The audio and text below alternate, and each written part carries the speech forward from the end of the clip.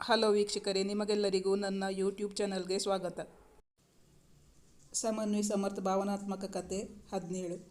ನನ್ನ ಬಗ್ಗೆ ಯಾವ ಡೀಟೇಲ್ಸ್ ಕೊಡಬೇಡಿ ಎಂದಳು ಸಮರ್ಥ್ ಬಳಿ. ಅಂದೇಕೋ ಅವಳಿಗೆ ಕೆಲಸ ಮಾಡಲು ಸಾಧ್ಯವಾಗಲಿಲ್ಲ. ನನ್ನ ಮನಸ್ಸಿಗೆ ಒಪ್ಪಿಗೆಯಾದವರನ್ನ ನಾನು ಮದುವೆ ಮಾಡ್ಕೋತೀನಿ, ಇವರನ್ನಲ್ಲ. ನೀನು ಬಲವಂತ ಮಾಡಿದರೆ ನಾನು ಈ ಜನ್ಮದಲ್ಲಿ ಮದುವೆನೇ ಆಗಲ್ಲ, ಹೀಗೆ ಇದ್ಬಿಡ್ತೀನಿ ಎಂದಳು ಸಮನ್ವಿ ತಾಯಿಯ ಬಳಿ. ಸುಮಿತ್ರಾ ಅವರು ಈಗಾಗಲೇ ತಮ್ಮ ಕಡೆಯಿಂದ ಮದುವೆಗೆ ಒಪ್ಪಿಗೆಯನ್ನು ಸೂಚಿಸಿದ್ದರು. ಆದರೆ ನಾನು ಆಗಲೇ ನಿನ್ನ ಮದುವೆಗೆ ಒಪ್ಪಿಗೆ ಕೊಟ್ಬಿಟ್ಟಿದ್ದೀನಿ. ಅಮ್ಮನ ಮೇಲೆ ಒಂಚೂರಾದರೂ ಪ್ರೀತಿ ಇದ್ದರೆ ನೀನು ಈ ಮದುವೆಗೆ ಒಪ್ಕೋಬೇಕು ಎಂದರು.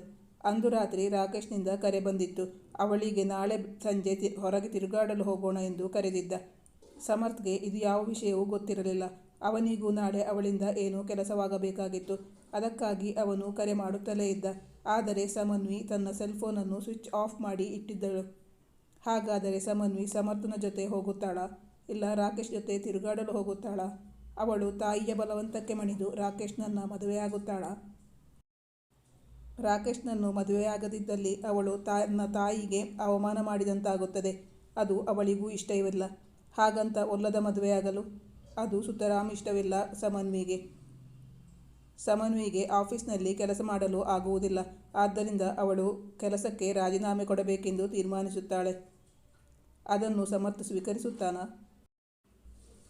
ಸಮನ್ವಿಗೆ ತನ್ನ ಪ್ರೀತಿಯನ್ನು ಸಮರ್ಥ್ನೊಂದಿಗೆ ಹೇಳಿಕೊಳ್ಳಲಾಗುವುದಿಲ್ಲ. ಇತ್ತ ಗಂಡಿನ ಕಡೆಯವರು ಆದಷ್ಟು ಬೇಗ ಮದುವೆ ಮಾಡಿಕೊಡಿ ಎಂದು ಒತ್ತಾಯಿಸುತ್ತಿದ್ದಾರೆ ಸುಮಿತ್ರಾ ಅವರನ್ನು. ಸಮನ್ವಿಗೆ ತಾಯಿಯ ನಿರ್ಧಾರಕ್ಕೆ ತಲೆಬಾಗುವ ಪರಿಸ್ಥಿತಿ ಒದಗಿ ಬರುತ್ತದಾ?